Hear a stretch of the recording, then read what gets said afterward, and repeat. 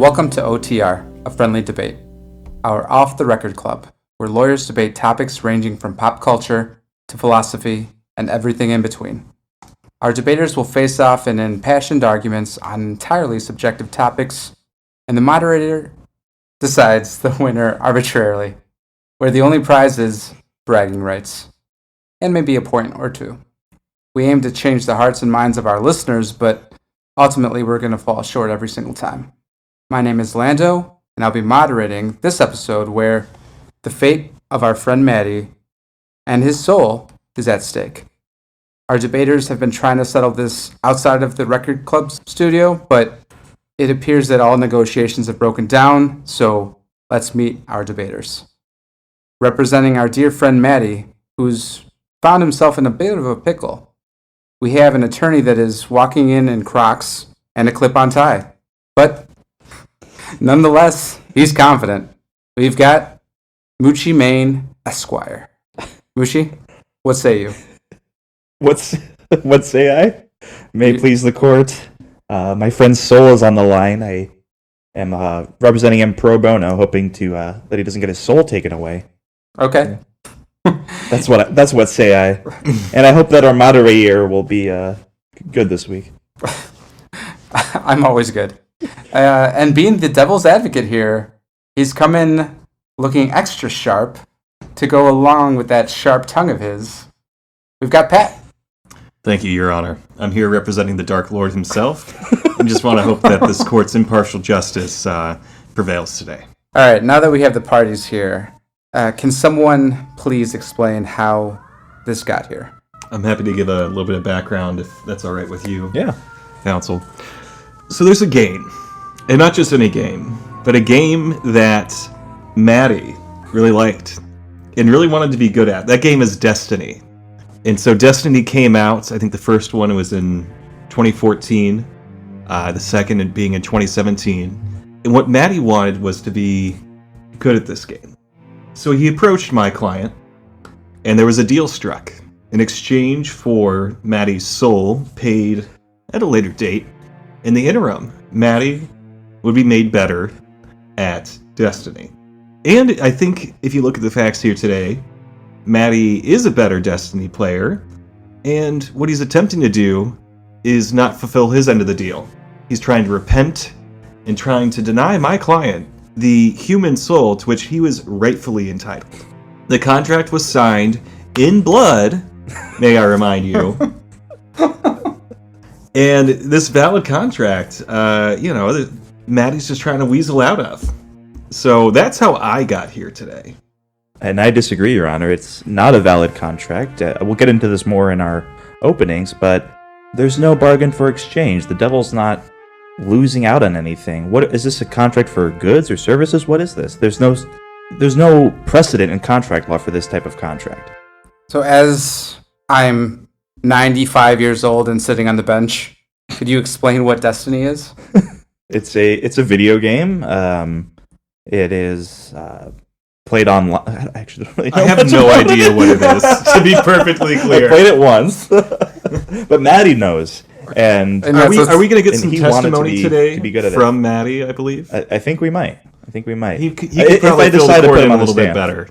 So I think I have kind of a brief understanding of this. If you guys want to clarify and continue with an opening, be my guest, but should we dive in? I'd just like to add a little bit of clarification here on the issues before the court. In the briefs that we had submitted to the court, I think the issues had been kind of pared down to essentially, is the contract valid? Does the UCC apply to that contract? And what does performance under that contract look like? Is that make sense to you as well, Mucci? Yes, that's basically what it is. Mm-hmm.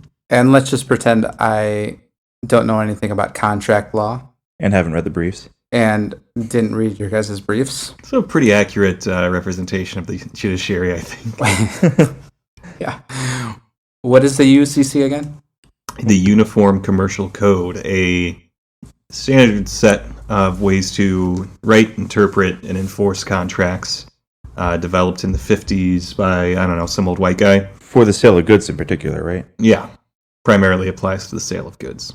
It just makes sure everybody's interpreting contracts fairly and on the same page with a mutual understanding. So in terms of this case, considering the basic elements of a contract, does someone want to lay it out for me? I think you already touched on it, Pat, but specifically in this contract, what are the basic elements that we have here? Well, we would have to have offer, acceptance, and consideration for every contract. And here, maybe you have, potentially you can point to an offer and acceptance, right? Matty, the Dark Lord appeared in person to talk to Matty. Matty, cast his aspersions into the void, his frustration in not being a good So that was his Destiny. offer was... Well, he called. Calling out invited. the void. And the They'd like devil, to be good at seeing, Destiny. such one of God's creatures in such despair, generously offered to make him a better Destiny player for the small price of his soul. So I think that I'm pretty firm on there being an offer here. I don't think there's discussion. In a way, acceptance, okay. I can it's buy signed that. in blood. But consideration is a bargain for exchange. What is the exchange that is bargained for? What is the devil giving up to give Matty his, this ability to be better at Destiny? Him taking Matty's soul, is that a tangible thing that you can point to as, okay, the devil has something tangible to gain and Matty has something tangible to lose, and also Matty has something tangible to gain in terms of being a better Destiny player? Would you describe it as a good, or do you think the ability to make Matty a better Destiny player is a service, in that he works to make Matty a better Destiny player? Your Honor, really, it's a gift. It's the devil bestowing something upon Matty, which does not come from some finite source, does not require the devil to exert any effort or labor to do this. So it's not a good or a service. There's no finite store of things the devil can bestow upon people, and the devil's not engaging in any sort of labor or time, really, even, to perform this for Matty, to give him this ability. So there's no contract here. It's a gift, which is not contractually enforceable. It's a gift from the devil. Everything that guy just said is bullshit. Matty's gotten a clear benefit from this contract. I think it's indisputable that he is a better Destiny player now than he was prior to meeting with my client. I think the fact that he's trying to weasel out not gift his soul or return his soul to the devil as he's obligated to means that Matty believes the soul is worth something. So in the fact that Matty has something to gain and must prevent giving something as he's obligated to under this contract, your client believes then, Mucci, that this is serious consideration under this contract. He himself is acting as if these are real, tangible things. Okay, but do you define a contract by how the parties to the contract act? They can decide what is a good or a service? Yeah, this is America. The good or service just, determines whether the UCC applies. I mean, I think... but I'm arguing that it's neither. It's neither a good nor a service. Neither? Oh, my goodness. I think a soul is a tangible thing. Have you ever heard of the concept of a soul weight? No, actually. No? Okay.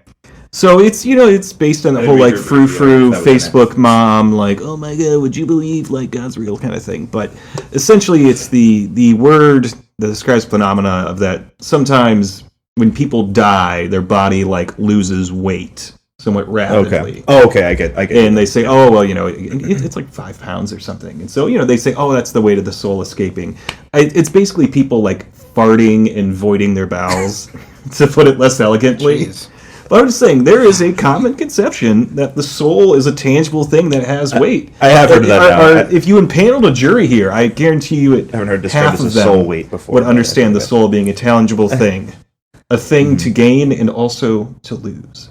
As shown by Matty's efforts to repent, to regain his soul, reclaim his power over it. So I want to go back to something that Mucci said, because you said, when I was asking about whether or not it was a service, and you said no, it was a gift that was bestowed upon him. How does a gift work in terms of contract law?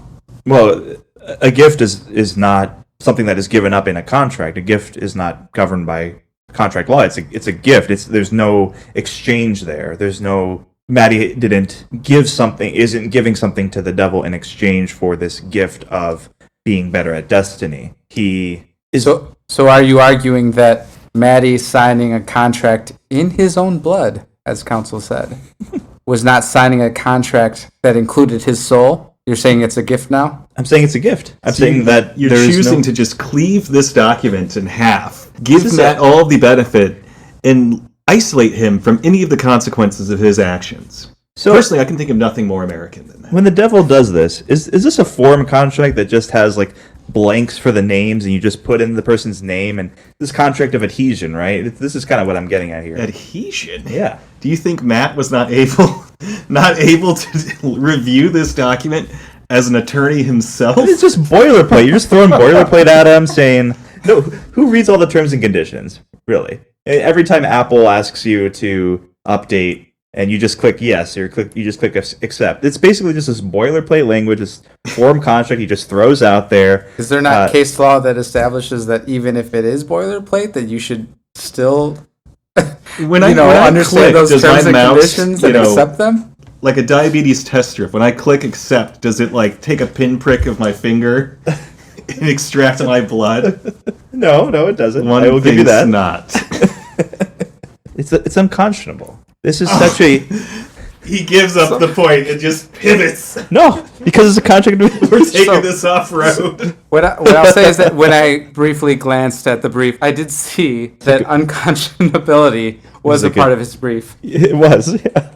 He just glanced at it though, along with gift and everything else. I really wish Your Honor would have read my brief. How does it feel to wish? Skimmed through it. Well, my client also offers such wishes. Services. For a small price, he can make sure the judge reads your briefs throughout your career.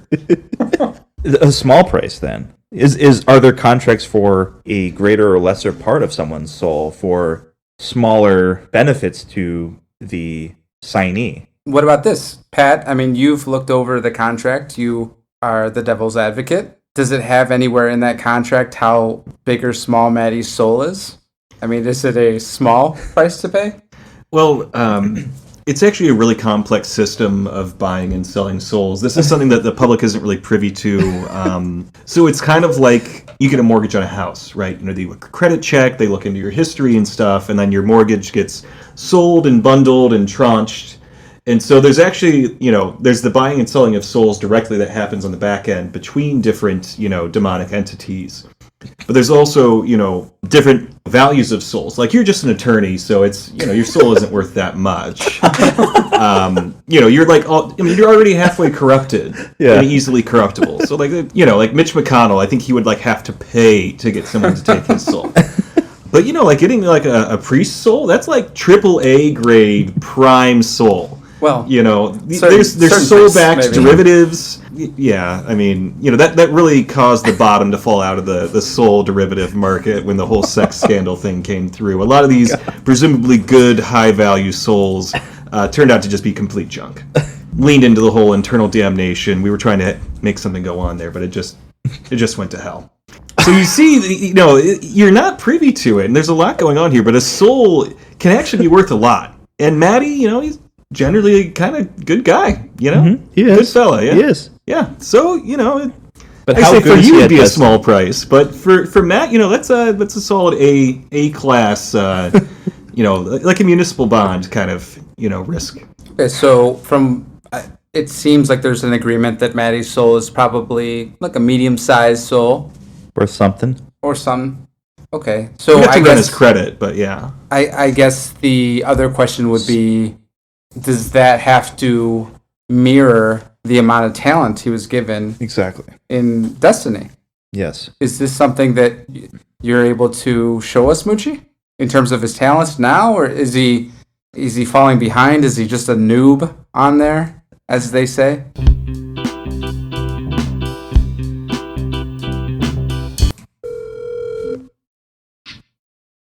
Yo.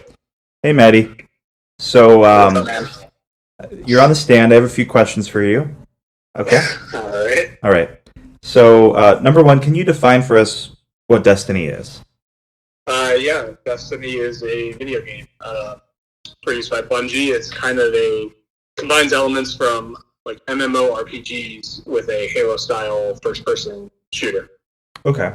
And when did you start playing Destiny? I started playing when the original game came out, so I think that was like September 2014. So almost coming on 8 years now. And you play Destiny 2 as well, right? I do, yep. Do you know how many hours you put into it, or could you estimate? I could give you an exact number if you wait 1 minute. Well, while you're looking that up, may I ask, is there a rank to Destiny? Are you a certain level or rank? Not really. So there's like cooperative elements of the game, and then there's competitive elements of the game, and I pretty much stick to the cooperative elements of the game because I'm not very good at the competitive elements. And you play with other people as well, cooperatively? Yeah. Who do you play with? I play with a couple friends of mine from college, mostly. So you say that you've been playing basically for almost 8 years now. You say that you're not that good at the game. Maybe you're being humble a little bit, right? But are you? Well, I mean, I'm good at the cooperative elements. I'm not very good at the competitive side of the game. In your deal with the devil, was there any kind of jump in your progression? Did you get like suddenly better at the game in one? Oh no, none whatsoever. I'm as bad now, 8 years in, as I was the day it released. Perfect. So you're saying you haven't improved over the course of 8 years? Not at all. No. You don't need the exact number. So you played a lot. You played for over about 8 years, and you're still the same as you were when you started, approximately. No significant jump in quality. So yeah, combined between the original game and the sequel, about 2,700 hours. Wow. Okay. Shit. Yeah. The devil. I don't think the devil is keeping up his side of the bargain. Counsel, just ask your questions. Say at 10,000 hours you become an expert, but I am skeptical. All right, thanks, Matty. That helps your case. Counsel, talk to your client later. Okay, fine. All right, see you, buddy. All right, I'll see you later. Okay, that doesn't sound good. See, he freely admits that he's not good. Well, maybe that's just him not having confidence, which wasn't part of the bargain. I don't think the devil performed on his end of the bargain. So now he's trying to collect the soul when he hasn't made Matty a great Destiny player? Well, I think I want to focus the court's attention on the actual language of the contract. Okay. All it required of the devil was to make Matty a better Destiny player. Didn't say he had to be good. Didn't say he had to be great. He wasn't asking to be the best. Matty, just in his moment of anguish about not being good, asked the devil to be a better. So how do we know he didn't just get better through 8 or 9 or however long it's been out, right? 8 years. 8 years of playing Destiny. And He's playing it and getting just better. Just to clarify, Matty's been playing Destiny for 8 years? I believe so. Okay. I mean, it came At out, least he enjoys it. So his getting better had nothing to do with what the devil apparently agreed to do and didn't perform. He just got better by playing it for however many hours and hours that he's put into it. Does he play with anyone else? I think he might have mentioned on the as you called him that he played with other people. Yes, he plays with his group of friends from college. Okay. Mm-hmm. And he's barely keeping up? It's great that you bring that up, Mucci. I'm happy for Matty. It's undoubtable that his additional time playing the game has made him a more mature and polished player. However, the scope of the contract, when it was made, back in Destiny 1, I think it released on PS3, so this is forever ago. Matt started off Does he awful. play on PlayStation or does he play on Xbox? Xbox. Okay. Well, Xbox 360. He asked for a one-time improvement in skill, a little power-up, Mario's mushroom. Which is on Nintendo. Nintendo, yes. Yeah. Glad you're keeping up from the last time you played a video game, Your Honor. I think Matty got better from where he was. You think he does? Can you prove that? It's your burden. Prove that Matty got better. Counsel, speak to the court and not to opposing counsel. Your Honor, he can't prove that Matty got better. He says he thinks he got better. He thinks there was a jump. Where's this jump? Show me the jump. Can I actually just talk about my fucking point here? Sure. We don't have his stats. I can't go know back the to stats? 2014. So you can't prove your case. Okay, you can't prove your case, but go ahead. Proceed. Thank you. All to say, Matty wouldn't have gone out and sought the devil's help if he thought he was a good player. And so starting from a baseline of being awful, that's what my client had to work with. So we're talking about a delta here. Going from like an F student to, let's say, a B student. He didn't ask to be made into, the valedictorian. He's not graduating summa cum laude. He said, I want to be a better Destiny player. And I think that is exactly the service that my client provided to him. So here's my question then. With all that being said, can you, as part of this contract, partially give up your soul in terms of being mediocre at Destiny? Is that in the contract? Yeah, but he'd only be in hell for a few years, and then after that he can go into purgatory and then heaven or whatever. Oh, I mean, the typical arrangement. It's all there, crystal clear, black and white, in the contract. It's a eternal promise. It's not really easy to kind of split it up. So it's not like a Harry Potter kind of situation. Yeah. You can't split your soul up into 7 parts or whatever. A Horcrux? Yeah. Is that what the kids call it? That's what the kids are calling it these days. Matty's Horcrux is the Xbox. Yeah, the way he talks about it. Yeah, I mean, it's a very technical, procedure. There's a lot of Latin involved. And we're not getting into Latin this episode. We agreed before we're not going to talk about Latin. Yeah. No Latin terms. So yeah, I mean, it would be, I guess, a novel contract. Is this question raised by the court in the sense of, damages and remedies for this breach?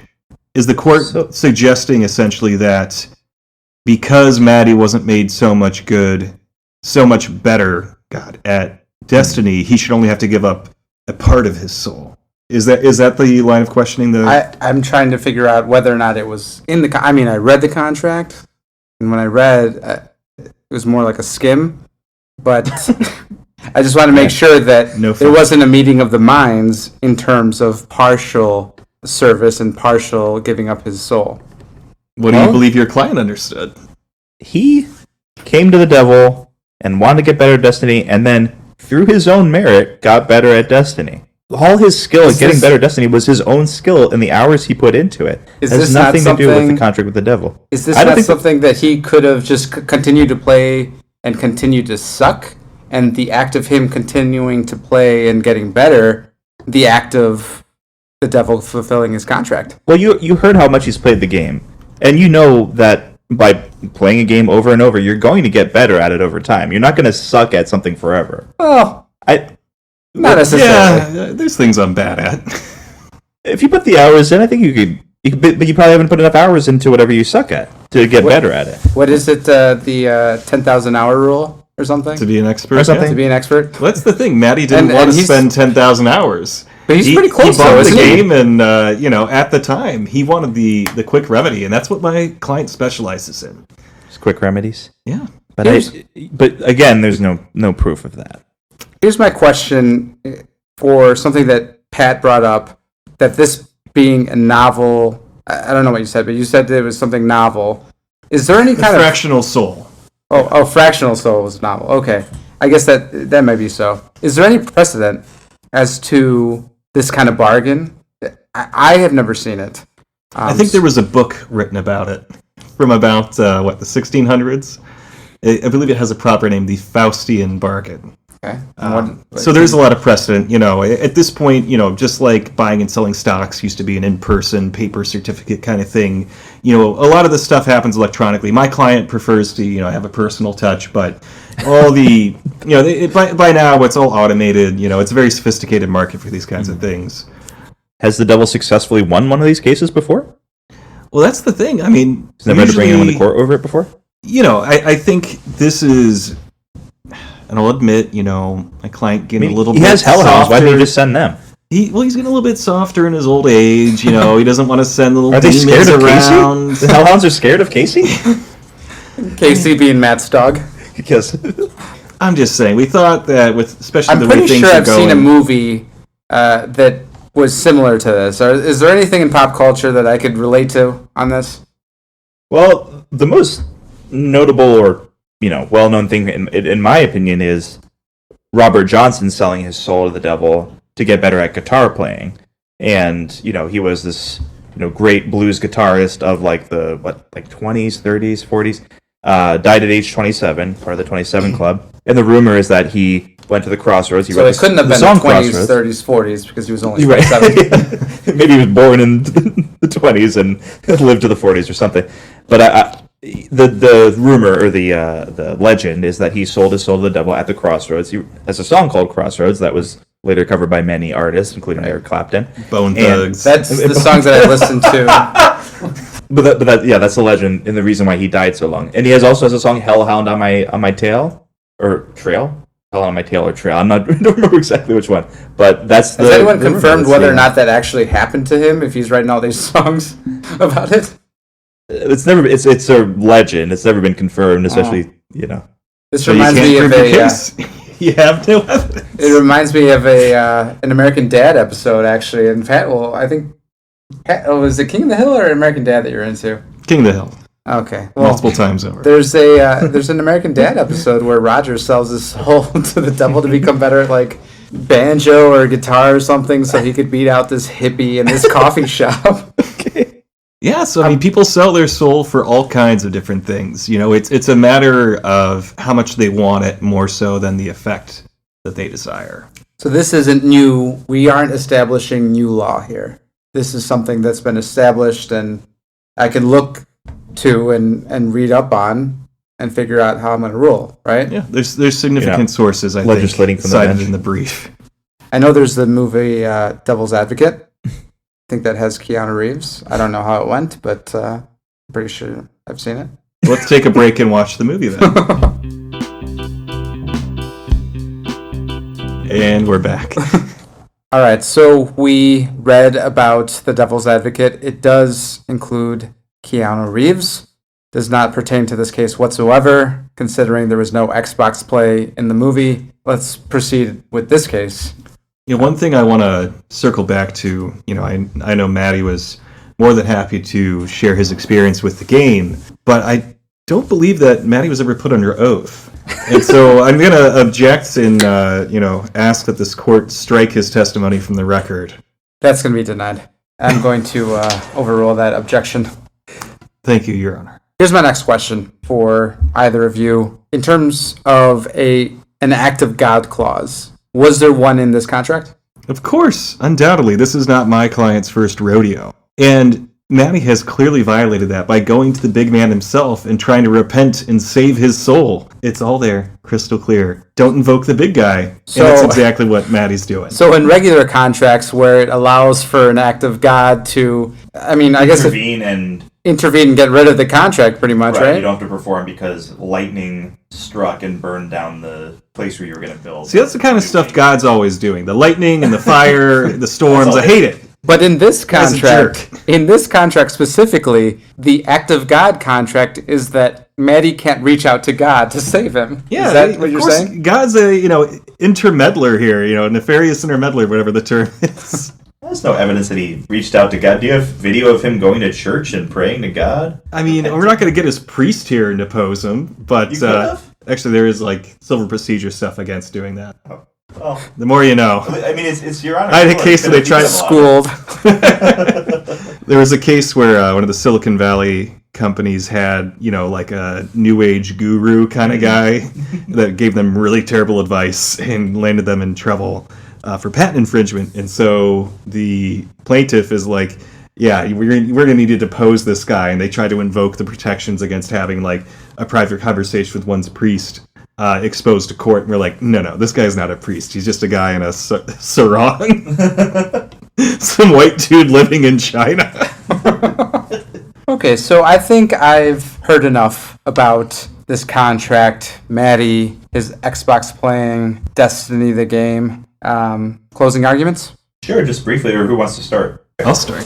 I think from everything that's been presented before this court today, we know this is a valid contract, signed in blood, that both parties understood well that Matty was given a gift. Whether or not he decided to use it is up to him. But based on the exchange here, my client is entitled to the return of Matty's soul eventually, and this just amounts to a classic breach of contract case. And so we're asking in relief that Matty be required to specifically perform in the contract and relinquish his soul when that time comes. Are you considering he did, in terms Does of the your court argument... typically ask questions? Well, yeah, every Closest once in a while. If you're asking for his soul because he breached the contract, are you asking for any further damages? Possibly Casey's soul, his dog?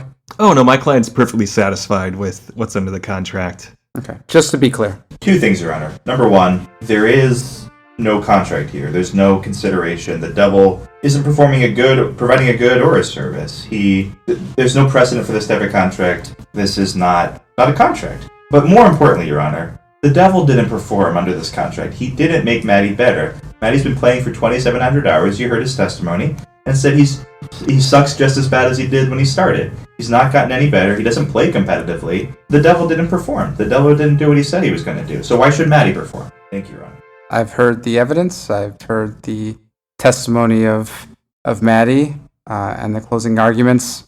In terms of my ruling, what I'll say is that I did not find Matty to be credible. Thank you, Your Honor. He claims to have spent all this amount of time playing Destiny, yet in the 8 years of playing, he has not gotten better whatsoever. I find that highly incredible, considering it was not long ago that he was asking for the devil himself to make him better. He was frustrated to the point where he was asking and bargaining with his soul to make him better at Destiny. If it got to the point where he wasn't getting any better, I think maybe he would have stopped. Maybe he would have played something else with some of his other friends.